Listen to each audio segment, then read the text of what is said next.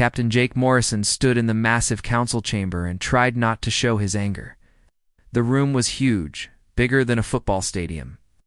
Thousands of alien beings sat in floating seats that moved around the curved walls, their eyes, tentacles, and other strange body parts all pointed at him and Dr. Lisa Barnes, the only two humans in the entire place.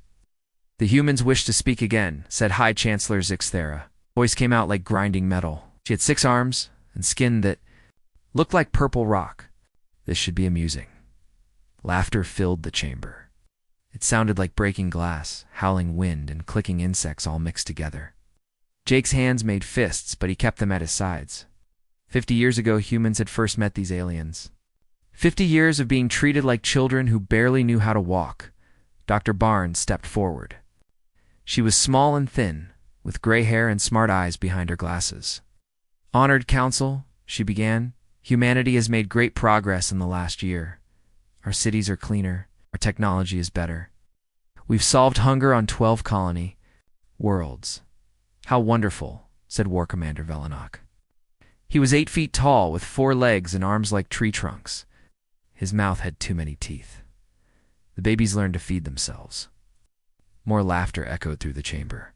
Jake watched aliens point at them with claws, tentacles, and things he didn't have names for. His face stayed calm, but inside he was burning. "We've also improved our space travel," Dr. Barnes continued. "Our new ships can reach the outer colonies. And half the time, chemical rockets snorted an alien that looked like a giant spider made of crystal. How quaint.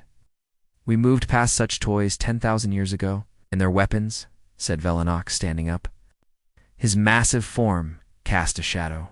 "Over the humans. Show them the report, Chancellor." A hologram appeared in the center of the chamber, showed human soldiers with rifles, tanks, and fighter jets. To Jake, they looked powerful and modern. To the aliens, they were clearly a joke. "Look at this," Velenok said, pointing at the hologram. "They still use bullets. Metal projectiles fired by chemical explosions, and these flying machines that burn fuel and make noise like wounded animals." The laughter got louder.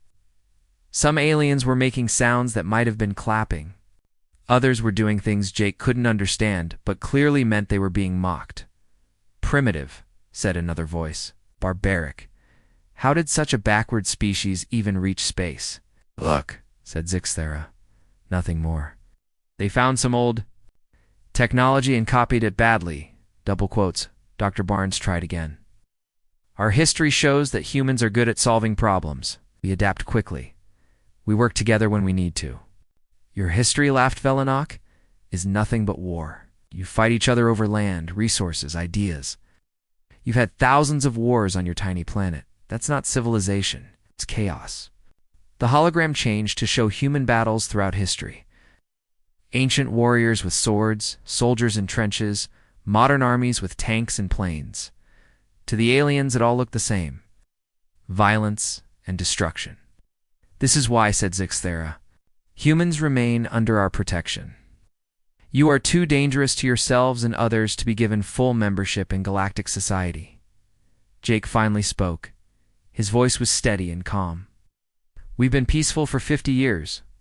No major wars, no conflicts between our colonies. Because we watch you," said Velenok. "Because we limit your technology. Give you real weapons, real ships, and you'd start killing each other within a year." "We're not animals," Jake said. Agreed Zixthera. "Animals know their place. You think you deserve to sit with us as equals? You think your little achievements matter in a galaxy with civilizations millions of years old?" The chamber filled with approval sounds from thousands of alien throats. Jake looked around at them all. Some were huge, some tiny. Some had wings. Others had tentacles or too many eyes. All of them looked at humans like they were pets that had learned a new trick. The vote announced Zixthera. All those in favor of keeping humanity at observer status. Lights appeared throughout the chamber. Green for yes, red for no. Jake watched the lights flicker on. Green, green, green. Thousands of green lights.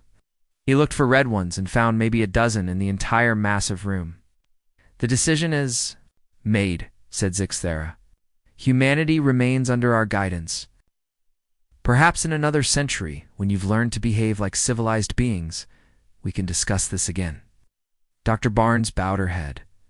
Jake saw her shoulders shake a little. She had spent years preparing for this meeting, years gathering evidence that humans deserved better treatment. All for nothing as the aliens began to leave. Floating away in their chairs or walking on legs that looked nothing like human legs, Jake heard their conversations.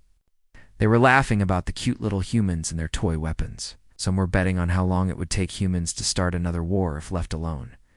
Jake and Dr. Barnes walked out of the chamber in silence.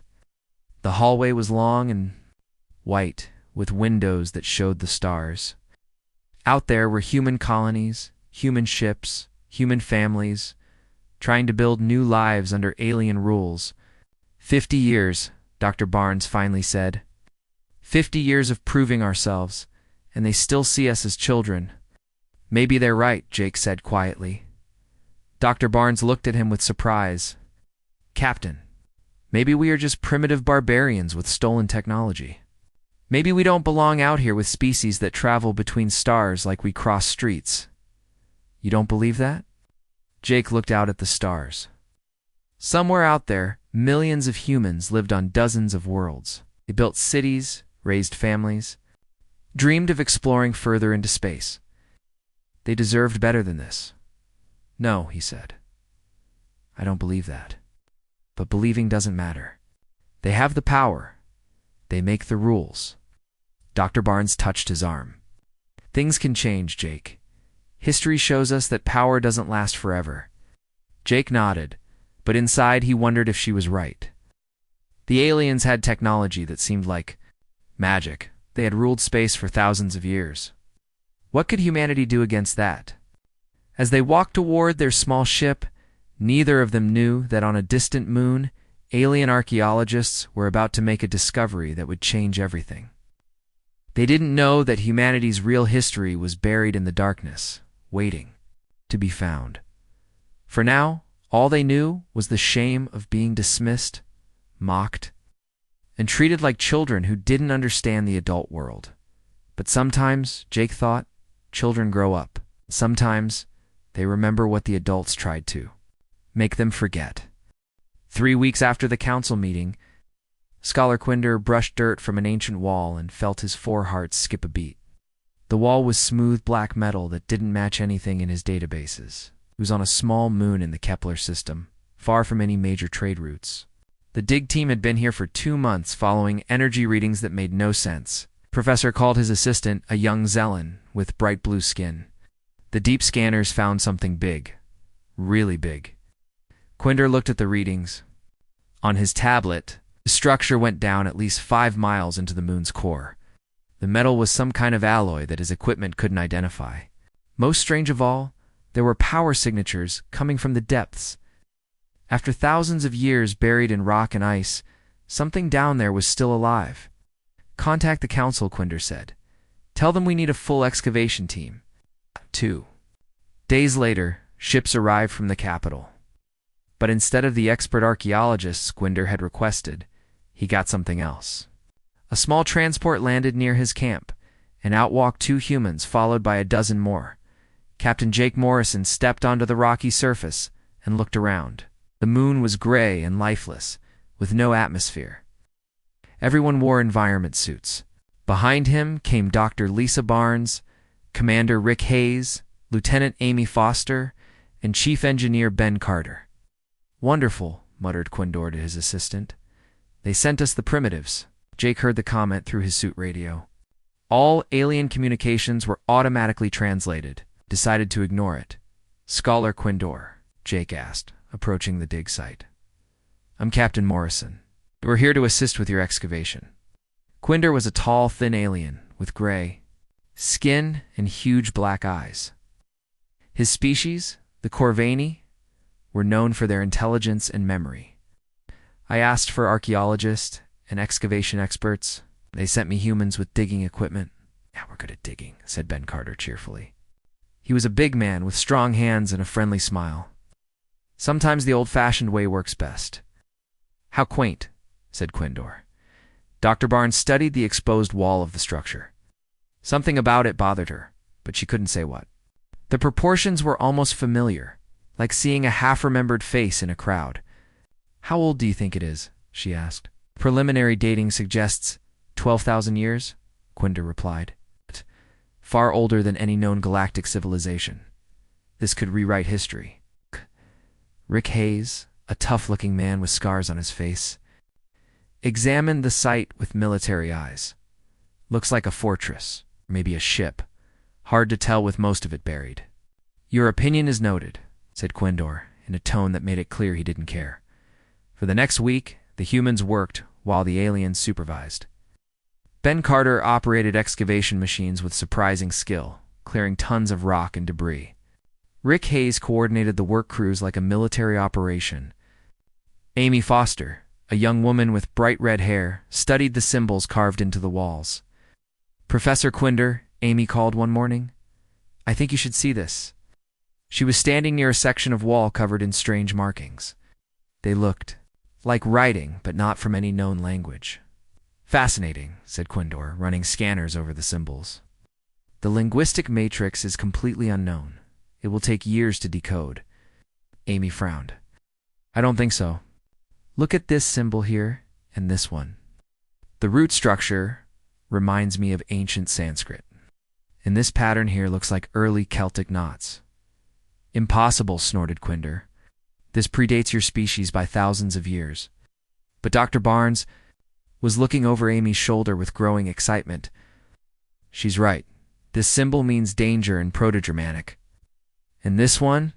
This is definitely a mathematical equation. Base 12, like the Mayans used." "Coincidence," said Quinder firmly.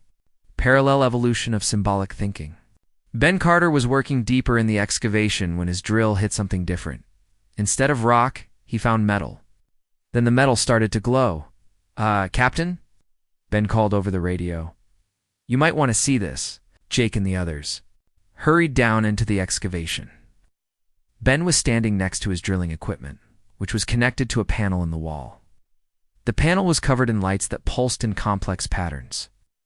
"I was trying to cut through this section," Ben explained. "But when my drill touched it, the whole thing lit up. It's like it's trying to talk to my equipment." Quindar pushed past the humans with his scanning devices. "Remarkable. The structure appears to be attempting to interface with your primitive machinery. Maybe it recognizes the power signature," suggested Dr. Barnes, "from human technology." Quinder laughed. "This facility is older than your entire species." But even as he spoke, more lights were coming on throughout the excavation. The walls hummed with energy. Ancient systems that had slept for millennia were stirring to life. Ben studied his equipment readings. "This is weird. The power flow isn't going from the facility to my drill. It's going the other way. Like the facility is learning from my machine." "That's impossible," said Quinder. Amy was studying new symbols that had appeared on the walls. "These are definitely Earth languages, ancient ones, but I can read parts of them. This word means home, this one means return, and this." She paused, her face going pale. "This one means humanity." The alien archaeologist spun around. "What did you say? Humanity?" Amy repeated. "The symbol clearly represents our species." Dr. Barnes was recording everything with her scanner. "It's not just one language. I'm seeing roots from dozens of Earth cultures. Chinese, Arabic, Norse, Aztec. It's like someone took pieces from all of human history and mixed them together," said Quindor. But his voice wasn't as confident as before. The facility continued to wake up around them. More panels lit up. Corridors that had been dark for thousands of years began to glow with soft blue light. "Think in the structure. Something large was powering up." "We need to contact the authorities," said Quindor. "This requires immediate study by proper experts." But Ben Carter was still connected to the facility's systems, and his equipment was downloading massive amounts of data. Information flowed through his machines faster than any human technology should have been able to process. "Ben," Jake said urgently, "disconnect your equipment." "I can't," Ben replied, staring at his screens. "It won't let me." "But Captain, you need to see this data," showing star maps, ship designs, weapon schematics, and all of it. All of it is more advanced than anything the Galactic Council has. Dr. Barnes was reading symbols as fast as they appeared. There are names here. Human names, admirals, generals, scientists, and dates. Jake, these dates suggest this facility was built by humans. Impossible, said Quindor again, but he was backing away from the walls. Rick Hayes had been quiet, but now he spoke up. I've seen enough military installations to recognize one. This isn't just a facility, it's a command center. Look at these chambers, these corridors. They're designed for human-sized beings, and the facility gave a deep hum that they felt in their bones. Emergency lights began flashing, and then, from speakers hidden in the walls, came a voice. It spoke, in perfect English. Warning, the voice said calmly. Unauthorized alien presence detected. Human personnel, please confirm your identity and authorization codes. Quindor dropped his scanner. The device shattered on the metal floor. Jake looked at his team, then at the alien archaeologist. I think, he said slowly, we need to have a longer conversation about this facility. The voice spoke again. Genetic scans confirm human presence. Welcome home, descendants. Infinity's End has been waiting for your return. In the silence that followed, the only sound was Quindor's rapid breathing through his suit radio.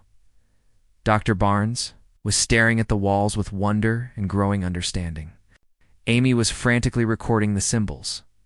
Ben was watching data flow across his screens that should have taken decades to process, and deep in the facility. Ancient systems continued to wake up, remembering a time when humans had not been the galaxy's youngest and weakest species, but something very different indeed. The facility shook. Ancient metal groaned as systems that had been sleeping for 12,000 years came fully online. Jake Morrison felt the vibration through his boots as lights blazed to life throughout the structure. What had been a dark archaeological dig was transforming into something that looked very much alive. Facility status active, announced the voice from the walls. Defense grid online. Life support optimal. Welcome aboard the USS Infinity's End. Scholar Quindor was backing toward the exit, his scanner forgotten on the floor. This is not possible. Humans did not exist 12,000 years ago as a spacefaring species. Dr. Barnes was studying the walls, where new symbols appeared every second. According to this data, we did more than exist. We built this ship. And it's not just a ship, Jake. Look at these specifications. It's the size of a small moon. Ben Carter was still connected to the facility systems, but now his equipment was working perfectly. Data flowed across his screens in languages he somehow understood. Captain, the computer is downloading directly into my brain. I can see the ship's blueprints, its history, even its crew records. That's impossible, said Quindor. Guardian protocol activated, said the voice. Downloading preserved human genetic memories to confirm descendants. Amy Foster gasped and grabbed her head. Information was pouring into her mind faster than she could process. Ancient languages, star charts, communication protocols. I can understand it, she whispered. All of it. Like I've known these languages my whole life. Rick Hayes felt different too. His body was remembering fighting techniques he had never learned. Combat strategies for battles in space. Tactics for wars fought between stars. Something's happening to us, he said quietly. The facility's main corridor opened before them, revealing a massive command center. Holographic displays filled the air, showing star maps, ship movements, and tactical information. But these weren't current maps. They showed the galaxy as it had been 12,000 years ago. Historical records available, announced the voice. Displaying the Great Silence War, the holograms changed to show a galaxy at war. Human ships, sleek and powerful, fought against fleets that included the ancestors of every species now in the Galactic Council. The human ships were winning. This is propaganda, said Quindor, but his voice shook. Clever human deception. Dr. Barnes was reading data as fast as it appeared. It's not propaganda. It's a complete historical record. Jake, according to this, humanity once controlled most of the galaxy. We had colonies on thousands of worlds. Our technology was more advanced than anything that exists today. The hologram focused on a massive battle near the galactic core. Human ships that dwarfed modern dreadnoughts fought desperately against overwhelming odds. But even outnumbered, they were winning through superior technology and tactics. "The final campaign," said the voice. "Human forces achieved total victory after 18 years of war. Enemy casualties, 12 billion. Human casualties, 800,000. Quinder made a choking sound. 800,000 humans defeated 12 billion enemies. Primary weapons: quantum disruptors, stellar manipulators, planetary siege engines. Secondary weapons: adaptive, kinetic systems, chemical accelerants, nuclear devices." Ben Carter looked up from his screens, saying, "Our primitive weapons are simplified versions of what we used to build. We didn't invent them. We remembered them." The hologram showed the war's end. Human fleets surrounded the homeworlds of their enemies. Entire species waited for the destruction that never came. "Victory achieved," continued the voice. Human High Command issued General Order Silence. All advanced technology to be sealed. All colonies to be abandoned. All records to be erased. Humanity will withdraw to Earth and forget. "Why?" Jake asked the air. New holograms appeared showing the cost of victory. Entire star systems had been destroyed. Billions of beings were dead. Planets were reduced to ash and radiation. The humans had won, but at a terrible price. The human leadership determined that our species had become too dangerous, said the voice. The capacity for destruction was too great.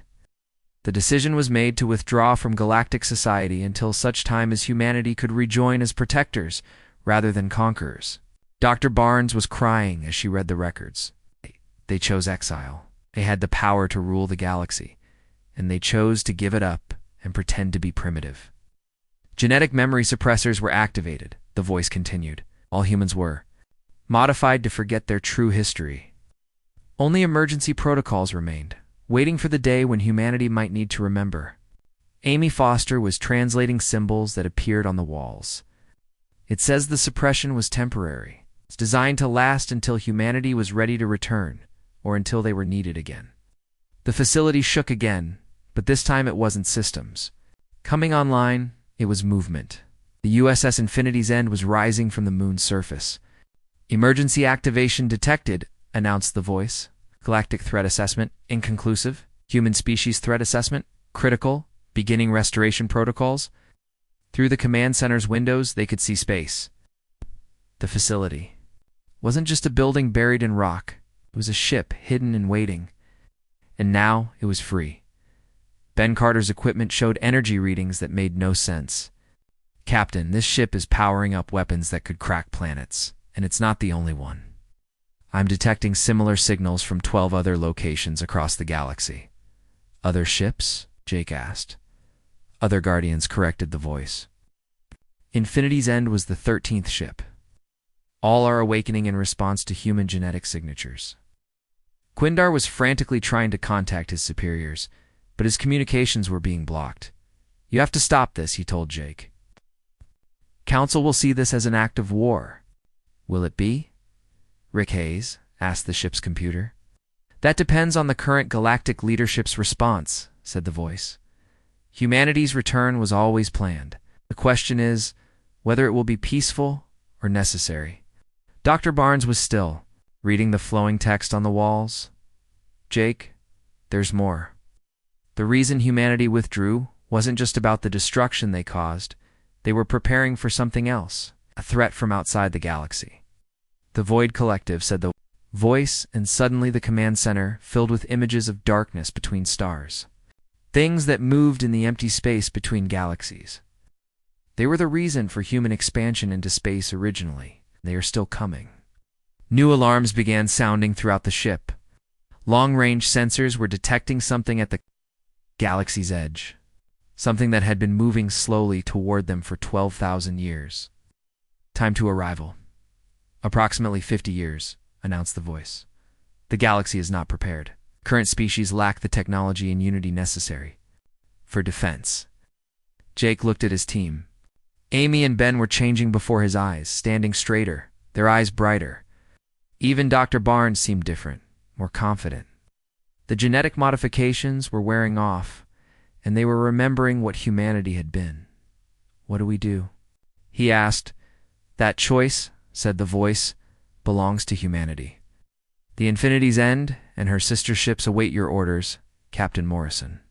Will you remain hidden and let the galaxy face the Void Collective unprepared? Or will you reveal the truth and help prepare for war?" Through the ship's sensors, Jake could see the moon they had left behind. On it, Quinder's archaeological team was staring up at a ship that should not exist. Soon, the news would spread throughout the galaxy. The primitive humans had found something that changed everything in the distance. Space began to fill with lights as other ships awakened. Humanity's hidden fleet was coming home. Guardian Protocol 7 Online announced the voice. "End ready for orders. What are your commands, Captain?" Jake Morrison looked out at the stars and made a choice that would change the galaxy forever. High Chancellor Zixera was enjoying her morning meal when the emergency alarms began screaming throughout the capital station. Her 6 arms dropped the bowl of fermented kelp as aide after aide rushed into her chambers with reports that made no sense. "Massive energy signatures appearing throughout the galaxy," gasped her military advisor. 12 locations so far. Ships are rising from moons, asteroids, even gas giant cores." "What ships?" Zixera demanded. "Unknown designs." "But Chancellor, the energy readings. They're beyond our measurement scale." On the Hegemony Council station, panic spread through the corridors. Species that had ruled space for thousands of years suddenly felt very small and very vulnerable. In the Great Assembly Hall, representatives shouted at each other in dozens of languages, while holographic displays showed the impossible. The USS Infinity's End hung in space near the Kepler system, no longer hiding. It was massive beyond belief, dwarfing the largest ships in the galactic fleet, and it was broadcasting on every frequency in the galaxy. "Citizens of the galactic hegemony," came Captain Morrison's voice, calm and clear. "This is Captain Jake Morrison of the Terran Defense Command. We regret that circumstances require us to reveal information that has been suppressed for 12,000 years." In the council chamber, Ambassador Thexmal was trying to maintain order. "This is clearly some human trick. They must have found ancient technology and are trying to frighten us." "What?" War Commander Velenok was studying the tactical displays with growing horror. "These aren't tricks. These readings are real." "And if they're real?" He paused, his forearms shaking. "Then every story our ancestors told about the Silent Lords was true." On screens throughout the galaxy, holographic records began playing. The true history of the Great Silence War. Human ships destroying entire fleets. Planets surrendering without a fight when the humans arrived. Technologies that made modern weapons look like toys. Dr. Barnes's voice joined the broadcast, her words calm and scholarly. "The human species withdrew from galactic society by choice, not because we were primitive. We chose exile to prevent further destruction. We chose to forget our own history to give the galaxy time to grow and mature." On the Corvani homeworld, ancient scholars rushed to their oldest archives. Deep in libraries that hadn't been opened for centuries, they found references to the Silent Lords, species that had vanished overnight, taking their terrifying weapons with them. But the Corvani remembered everything, and now those memories made terrible sense. "The human genetic modifications are wearing off," continued Dr. Barnes. "We are remembering what we were, what we had to become to defend this galaxy from threats you have forgotten." Across human space, the changes were already visible. On Earth, Admiral Kate Murphy stood in the Defense Command Center watching displays that showed capabilities she had never dreamed of. Human ships throughout the galaxy were transforming, their hulls reconfiguring as ancient technology awakened. "This is impossible," she whispered to her aide. "Our fastest ships can barely reach Mars in a week. Now they're showing faster than light capabilities." "The modifications are reversing themselves," reported her science officer. "Human DNA contains information we never knew existed. Our people are changing, remembering things they never learned." On the colony world of New Geneva, engineer Maria Santos stared at her hands as knowledge flowed through her mind. She could see fusion reactors, gravity manipulators, weapons that could crack moons. The information had always been there, locked, away in her genes, waiting back on the USS Infinity's end. Jake Morrison stood in the command center, watching the galaxy react to the truth. Through the ship's sensors, he could see hegemony fleets mobilizing. Some were racing toward human colonies. Others were fleeing toward the galactic rim. "Captain," said Rick Hayes, his voice different now that his memories were returning. "We're receiving surrender offers from 6 species. 3 others are declaring war, and the Hegemony Council is demanding immediate negotiations." Amy Foster was monitoring communications across the galaxy. Most species are confused and frightened, but some remember the old stories. The Zellan Empire just broadcast an apology for their ancestors' actions during the war, and the others? Jake asked. "The Krillian battle fleet is moving toward Earth," she reported. "War Commander Velenak is broadcasting threats." Jake nodded. He had expected this. Fear would make some species act stupidly. "Guardian Protocol," he said to the ship's computer. The Krillian fleet, what they're facing. Not the 12 Guardian vessels, but hundreds of smaller craft that had been hidden throughout the galaxy. Scout ships, fighters, and destroyers that had slept in asteroid fields and gas clouds for millennia. War Commander Velenak watched his tactical displays with growing terror. His most powerful dreadnought was being circled by human fighters that were a tenth its size. But the energy readings from those tiny ships suggested they could destroy his entire fleet without effort. "This is War Commander Velenak," he broadcast. "On open channels, we withdraw our threats." "The Krillian Empire seeks peaceful dialogue," Jake smiled grimly. "Wise choice, Commander. Return to your home system.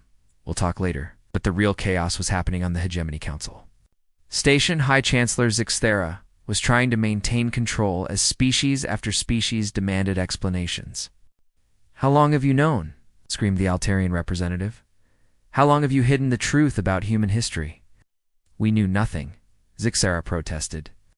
"Our records show humans as a young species." "Your records are wrong," said Scholar Quindor, broadcasting from the archaeological site. "Or they were altered. The evidence is overwhelming. Humanity once ruled this galaxy, and they gave it up voluntarily." On the display screens, more records played. Human cities that spanned continents, science that manipulated stars, art and culture that had influenced every known species. And all of it abandoned in a single generation. "They left us gifts," Dr. Barnes continued her broadcast. "Mathematical principles, scientific methods, even cultural concepts. What you call Corvani philosophy was adapted from human ethics. Zellan art forms evolved from human aesthetics. Your entire civilization was built on foundations we left behind. The truth was spreading faster than governments could control it. On 1,000 worlds, people were looking at their histories with new understanding. The mysterious gaps in archaeological records, the scientific breakthroughs that had no clear origins. The cultural myths about wise strangers who had vanished into the night. Admiral Murphy received a priority message from the Lunar Command Center. "Admiral, we're detecting massive energy buildups on the moon's far side. Something huge is coming." Online, through her office window, she could see Luna in Earth's sky. As she watched, part of the moon's surface opened like a flower. Inside was a shipyard that had been hidden for 12,000 years. Human ships were awakening there too, preparing for something that was coming. Admiral Harade said quietly, "Long-range sensors are detecting movement at the galaxy's edge. Something's out there, something big." Murphy looked at the data and felt a chill that had nothing to do with temperature. "Get me, Captain Morrison, now." On the USS Infinity's end, Jake received the message from Earth Defense Command. Admiral Murphy appeared on his screen, her face pale but determined. "Captain Morrison," she said formally, "I'm Admiral Kate Murphy, Earth Defense Command. I think we need to talk." "Yes, Admiral," Jake replied. "We do, because what's happening now is just the beginning. We have 50 years to prepare the galaxy for war, and this time, humanity won't be fighting alone." Through the ship's sensors, they could all see the movement at the galaxy's rim. The Void Collective was coming, just as the ancient records had predicted. But now, For the first time in 12,000 years, the galaxy would be ready. Admiral Kate Murphy stepped onto the USS Infinity's end and tried not to show her amazement. The ship's corridors were larger than anything in the human fleet, but they felt familiar somehow. Like coming home to a house she had never seen but always known. Captain Jake Morrison met her at the airlock. He looked the same as he had a month ago. But something in his eyes was different, older, wiser, like he was remembering a lifetime of experiences I'd never lived. "Welcome aboard, Admiral," he said. "I think it's time we discussed humanity's future." They walked through corridors lined with displays showing the galaxy in real time. Hegemony fleets were pulling back from human space. Some species were sending diplomatic messages. Others were preparing for war. And at the galaxy's edge, long-range sensors showed the slow approach of something vast and dark. "The Guardian Protocol has been active for 72 hours, Dr. Barnes reported as they entered the command center. 13 Guardian ships are online. Human colonies throughout the galaxy are experiencing genetic reversions, and the Hegemony Council has called for immediate negotiations." Admiral Murphy studied the tactical displays. "How many humans know the truth?" "All of them," said Amy Foster. "The genetic locks are breaking down across the entire species. People are remembering things their great-grandparents never told them, languages they never learned, technologies they never studied. On Earth, the changes were dramatic. Engineers were rebuilding factories using principles they somehow understood. Scientists were developing new theories based on knowledge that seemed to come from nowhere, like children were. Drawing star maps of places that didn't appear in any textbook. The question, said Rick Hayes, is what we do with this knowledge. We could reclaim our position as the galaxy's dominant species. The other races can't stop us. Jake looked out at the stars through the command center's massive windows. That's exactly what our ancestors were afraid of, the temptation to use power just because we have it. But we need to use some of it, Admiral Murphy said firmly. The Void Collective is real. They're coming. And based on these records, the current galactic species can't defend themselves. The command center's main display showed intelligence gathered by long-range sensors. The Void Collective had grown during their absence. What had once been a few dozen ships was now a fleet that stretched across light years. They were moving faster than they had 12,000 years ago. "They learned from our last encounter," said the ship's AI. "Adaptive technology, improved propulsion, enhanced weapons. The threat level has increased significantly. Time to arrival," Jake asked. 47 years, 3 months, 12 days, came the precise answer. Admiral Murphy pulled up reports from Earth Defense Command. "Our current fleet has maybe 100 ships. The Hegemony has thousands. But according to these readings, even their combined forces wouldn't last an hour against what's coming." "Which is why," said Jake, "we need to build something new. Not human dominance, not alien submission. A real alliance." High Chancellor Zixthera's message arrived on priority channels. Her purple face looked older than it had a month ago. "Captain Morrison," she said formally, "the Hegemony Council requests immediate negotiations. We understand that the balance of power has changed." "Changed," muttered Rick Hayes. "That's one way to put it." But Jake was already composing his reply. "Chancellor Zixthera, humanity accepts your request for negotiations, but not as the junior partner, begging for recognition. We come as equals who remember what the galaxy once was and what it needs to become." The negotiations took place on the neutral station of Nexus Prime, the same place where humans had been humiliated a month earlier. But now the Great Assembly Hall was arranged differently. Instead of humans standing before alien judges, there was a circular table with Earth's representatives sitting as equals. Zixthera looked uncomfortable as she spoke. "The Council acknowledges that our understanding of human history was ... incomplete. We are prepared to offer full membership in the Hegemony." "We decline," said Jake calmly. Shocked silence filled the chamber. War Commander Velenok leaned forward with his massive bulk. "You decline membership? Do you demand to rule us instead?" "We demand nothing," Dr. Barnes replied. "We also won't join a government based on fear and control. The Hegemony has kept species separated, competing, weak. that needs to change. Admiral Murphy stood and activated a holographic display. This is what's coming for all of us. The Void Collective doesn't care about your politics or our history. They want to consume everything living in this galaxy. The display showed the enemy fleet in detail. Ships the size of moons moving through space like a virus, consuming everything in their path. The alien representatives stared in growing horror. 47 years, said Jake. That's how long we have to prepare. Not as separate species competing for resources, but as one galaxy working together. What do you propose? Asked Ambassador Thexmill. The Galactic Defense Alliance, Dr. Barnes announced. Shared technology. Combined fleets. Joint command structure. Every species contributing their strengths to our common defense. Under human leadership, said Velenox suspiciously. Under competent leadership, Rick Hayes corrected. Species with experience fighting the Void Collective will take command positions. Others will contribute what they do best. Ami Foster activated another display showing proposed fleet compositions. Corvani Intelligence and Logistics. Zelen Manufacturing. Altarian Communications. Krillian Ground Forces. Human Strategic Planning. And Advanced Weapons. And if we refuse? Asked Shirar. Jake stood and walked to the great windows overlooking space. Then you face the Void Collective alone. 47 years from now, your species will be extinct. The negotiations continued. For weeks, some species joined immediately, remembering old stories about the silent lords who had once protected the galaxy. Others took more convincing. A few declared that they would fight humanity before they would work with them. Those few learned quickly that such choices were unwise. The Borthan Empire sent a fleet to attack the human colony of New Terra. They found it defended by a single Guardian ship.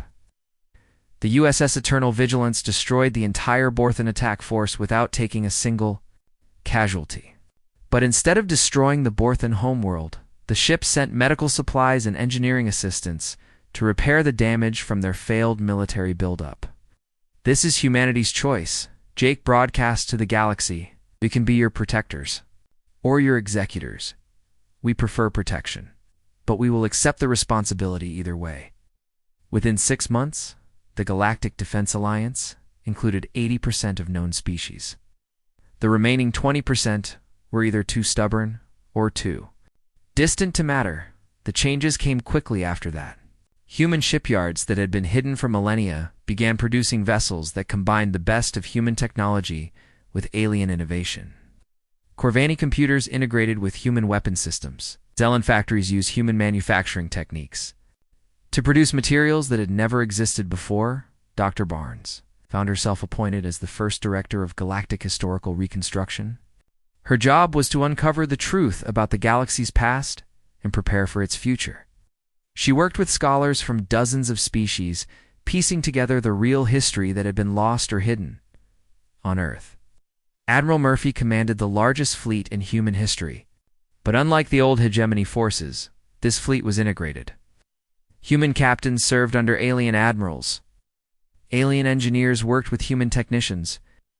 The ships themselves were marvels of cooperation, built by species that had been enemies. For centuries, and on the USS Infinity's end, Jake Morrison stood in his command center and watched the galaxy transform.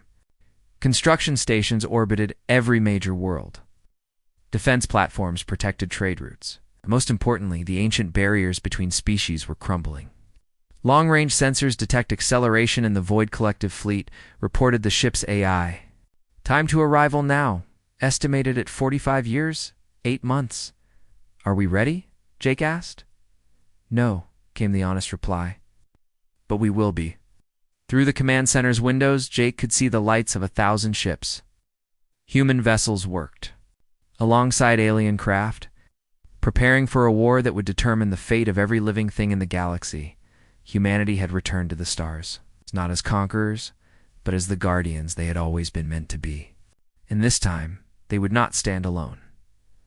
In the distance, warning beacons monitored the galaxy's edge, watching for the darkness that moved between stars.